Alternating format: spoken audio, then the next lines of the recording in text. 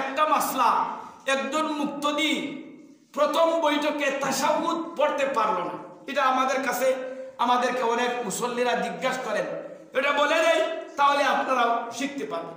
প্রথম বৈঠক 4 রাকাতি নামাজও প্রথম বৈঠকও আমি ইমাম সাহেবের পিছনে পড়তেছি নামাজ।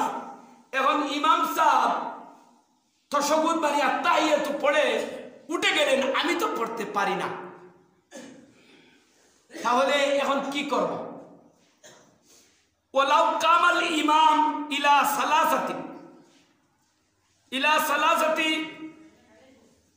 ওয়ালাউ ইউতাম্মাল মুক্তাদি তাশাহুদ আতাম্মা ওয়ালাম ইয়াতাম্মা জাযা।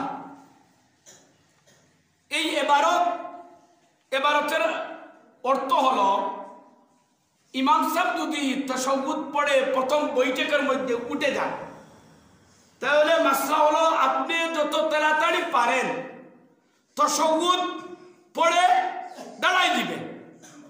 যদি দেখা যায় আপনি পড়তে পারবেন না, তাহলে যাই পড়ছেন তাই পড়ে আপনি ইমাম সাহেবের সাথে উঠে যাবেন। তাশাহুদ পড়া আপনার জন্য প্রয়োজন নেই, যা পড়ছেন তাই। আর যদি দেখা যায় শেষ হয়ে যাবে, তাহলে আপনি ওইটা পুরা করে উঠবেন। আরেকটি মাসলা হলো, শেষ বৈঠকে যদি ইমাম সাহেব, আমি তাশাহুদ পড়তে পারি না, ইমাম সাহেব পড়ে সালাম ফিরাই দিয়েছেন, আমি কি করব? এই ইবারতের ব্যাখ্যা হলো, এই অবস্থায় আমি তাশাহুদ তাড়াতাড়ি করে পড়ে শেষ করে সালাম ফিরাইব। তাশাহুদ শেষ করে সালাম ফিরাইব।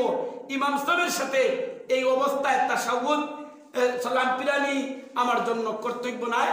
আমি কমপক্ষে তাশাহুদ পড়ে ইমাম সাহেবের পরে সালাম ফিরাইব।